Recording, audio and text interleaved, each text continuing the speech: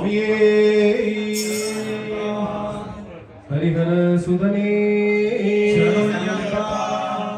ஒரே ஒரு லட்சம் சபரிமாமலா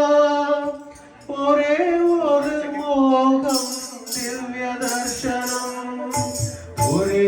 ஒரு மாதம் 18ஆம் படி